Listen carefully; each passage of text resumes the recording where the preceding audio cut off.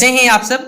तो आज की इस वीडियो में मैं आप सभी बच्चों को FYUGP यानी कि 4 year undergrad program UG session 23-27 में सेमेस्टर 1 में आप सभी बच्चों का जो सेक पेपर है इसमें आपको डिजिटल एजुकेशन पढ़ना है। तो आज का ये हमारा पहला क्लास है डिजिटल एजुकेशन पे।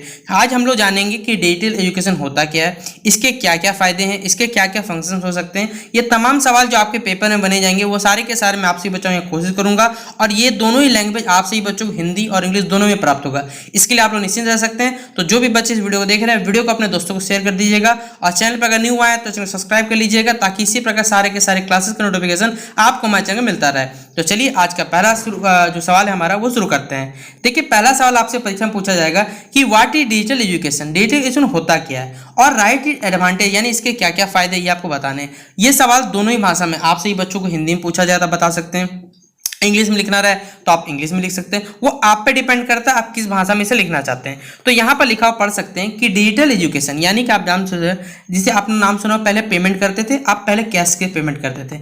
अब जमाना कैसा आ गया कि आप डिजिटल पेमेंट करते हैं यानी कि पेमेंट करने का वह तरीका जो आप ऑनलाइन मोड में करते हैं, इंटरनेट की सहायता से करते हैं, नेटवर्क की सहायता से करते हैं। तो एजुकेशन भी सेम इसी पर्पज में। आज तो पहले ऑफलाइन पढ़ते थे, अब आजकल जमाना क्या हो चुका ऑनलाइन, जिससे आप लोग डिजिटल एजुकेशन हमसे जानते हैं। जिस प्रकार आप मुझसे जुड़े हुए हैं किस प्रकार से, तो ऑनलाइन के थ्रू जुड़े हुए हैं। तो ये भी एक शिक्षा क्या होता है डिजिटल एजुकेशन के अंतर्गत ही आता है और इसी की देखिए हमें बताना है डिजिटल एजुकेशन होता क्या है और इसके क्या क्या फायदे होते हैं। तो सबसे पहले आप सभी बच्चों समझ में आ गया होगा कि डिजिटल होता क्या है। तो अब चलिए इसके बारे में देखिए जो डेफिनेशन लिखे हुए वो समझाने की कोशिश करता हूँ। तो देखिए लिखा हुआ digital education is the innovative incorporation of modern technology and digital tools to assist the program of teaching and learning। देखिए डिजिटल एजुकेशन कैसा एक ऐसा शुरुआत है समझ सकते हैं जो मॉडर्न टेक्नोलॉजी यानी आज का जो टेक्नोलॉजी है मॉडर्न जिस पर डेवलप हो रहा है और बहुत सारे डिजिटल टूल्स यानी जो सारे के सारे ऐसे टूल्स जो ऑनलाइन चल रहे हैं उनकी तरफ से क्या करते हैं हम टीचिंग या फिर लर्निंग का जो प्रोसेस होता है उसको यहाँ पर आप सभी बच्चों को किया जाता है। It is also known as technology enhanced learning. देखिए यानी इसे एक और नाम से जाना जाता है जिसे शॉर्ट में क्या कहा जाता है TEL। आपसे एग्जाम में पूछा जाए कि right the full form of TL, क्योंकि आपके एग्जाम में 4 क्वेश्चन कम से कम MCQ पूछा जाएगा।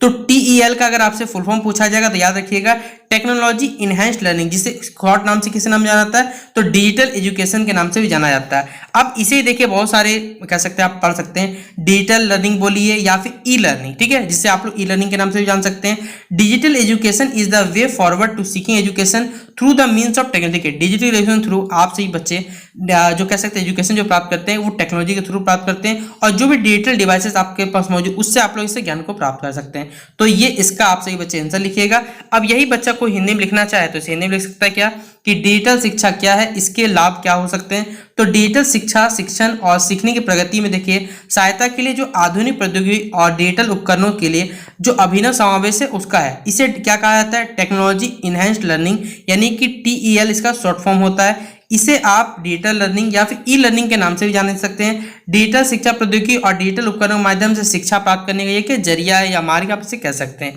अब इसके देखिए बेनिफिट्स क्या क्या है। Advantage of the digital education system, देखिए इसके बहुत सारे बेनिफिट होते हैं और ये सवाल अगर आपसे पेपर पूछा जाएगा तो 12 या तो 15 नंबर का सवाल आएगा।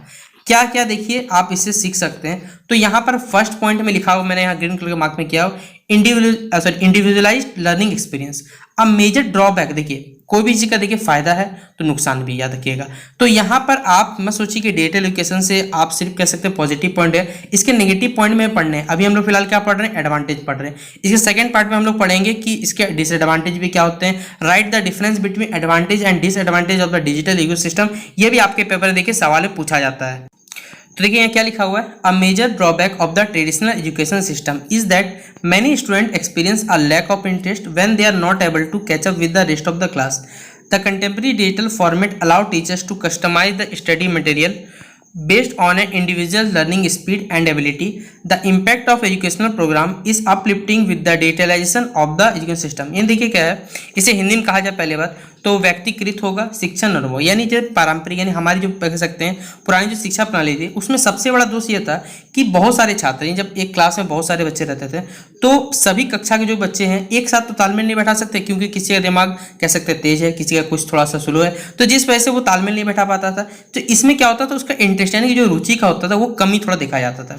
लेकिन जो आज हमारे पास डिजिटल कह सकते हैं फॉर्मेट अवेलेबल है उसमें क्या हुआ है कि शिक्षकों को किसी व्यक्ति के सीखने की जो गति और क्षमता क्षमता के आधार पर क्या करते हैं, कोई बच्चा अगर धीरे धीरे पढ़ना चाहता है तो उसके पास क्या स्लो मोड है, आप उसे स्लो कर दीजिए, धीरे धीरे धीरे सुनते रहे, जिससे क्या होगा, उसे सीखने की उसकी जो जिज्ञासा रहेगी वो लगातार बढ़ती चली जाएगी। और यही बात देखिए यहाँ पर लिखा हुआ है कि शिक्षा प्रणाली के डिजिटलीकरण के साथ साथ शैक्षिक कार्यक्रमों का क्या हुआ, यहाँ पर प्रभाव लगातार बढ़ता चला रहा है। तो ये फर्स्ट पॉइंट हो गया जो आपसे बच्चे लिख सकते हैं। अगला देखिए क्या है, स्टूडेंट बिकम स्मार्टर। देखिए when expose to new learning tool, जब छात्र छात्राओं को क्या एक्सपोज किया जाता है कि बहुत सारे ऐसे लर्निंग टूल्स हैं और टेक्नोलॉजी को, student develop effective self directed learning. देखिए बहुत सारे छात्र, अगर आपसे ही पूछा जाए तो आपके घर वालों से अच्छा आप फोन चलाना जानते हैं, आपको मालूम है कि फोन में सारे के सारे फंक्शन क्या है, सारे के सारे जो एजुकेशन के कह सकते हैं जो आजकल चैनल है वो आपको कहाँ मिलेंगे, सारे के सारे आप लोग जानते हैं।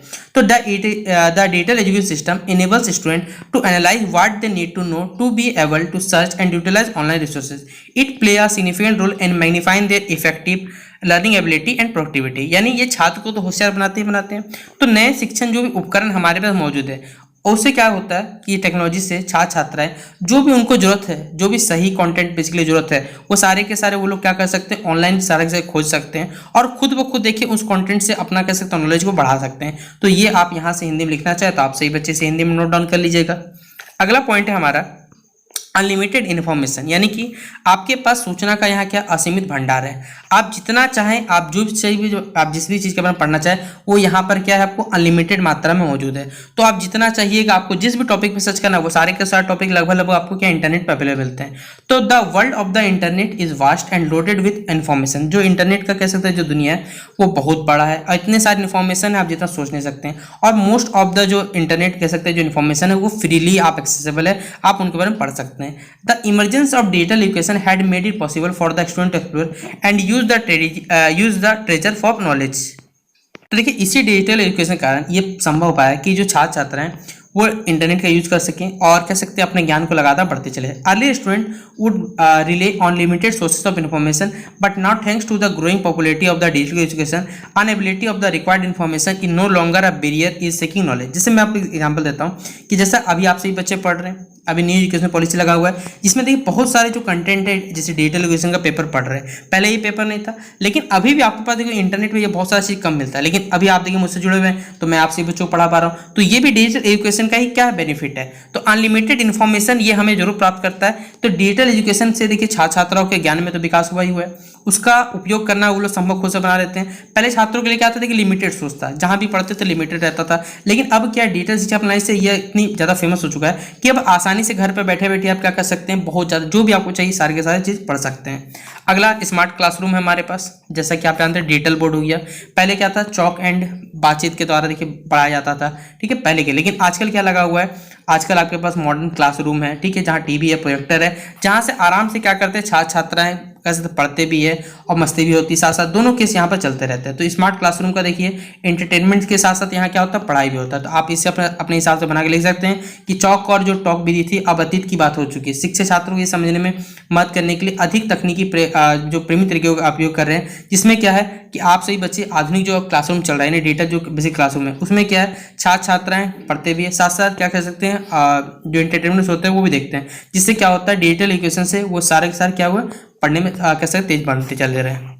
अगला है हमारे पास ईज ऑफ देखिए शेयरिंग। यहाँ पर अब ये पॉइंट क्या देखिए हमारे पास, तो the traditional education system would heavily relay on student maintaining thick note. पहले क्या था मोटे मोटे नोटबुक्स बनाने पड़ते, हैंड राइटिंग को लिखना पड़ता था, जिसमें सारे के सारे आपको टॉपिक्स लिखने पड़ते थे। लेकिन अब क्या हो चुका है कि क्लासरूम में बेसिकली आप जो डिजिटल एजुकेशन सिस्टम हमारा है कि आप अब क्या कर सकते हैं, आपके फोन में PDF है उसे जस्ट क्लिक करिए, सारा का सारा इन्फॉर्मेशन आपके फोन में रह सकता है। तो बहुत सारा ऐसा क्या आपको सुविधा मिला हो इस चीज़ में, तो साझा करने में देखिए आसानी है। पारंपरिक शिक्षा प्रणाली में काफ़ी हद तक छात्रों से लिखे नोट्स की मोटी नोटबुक बनाए जाते थे और इस पर निर्भर होता था, लेकिन जिसमें कक्षा में जो शिक्षक द्वारा जो कह सकते हैं जो पढ़ाया गया है या पुस्तकालय में जो व्यापक शोध के माध्यम से जानकारी है, लेकिन डिजिटल एजुकेशन क्या है इसके थ्रू क्या है शिक्षा प्रणाली सब कुछ बदल देती है। अब यहाँ पर जानकारी को संरक्षित करने की जरूरत नहीं है, आप क्या कर एक क्लिक से क्या कर सकते हैं बहुत सारे बच्चों को भेज सकते हैं और सारा का सारा आपके फ़ोन में समाया हुआ रह सकता है। तो ये इंपॉर्टेंट हो गया, एडवांटेज हो गया किसके डिजिटल एजुकेशन का। अगर आपसे पूछा जाए तो आशा करूंगा कि ये क्वेश्चन आपको समझ में आ गया होगा।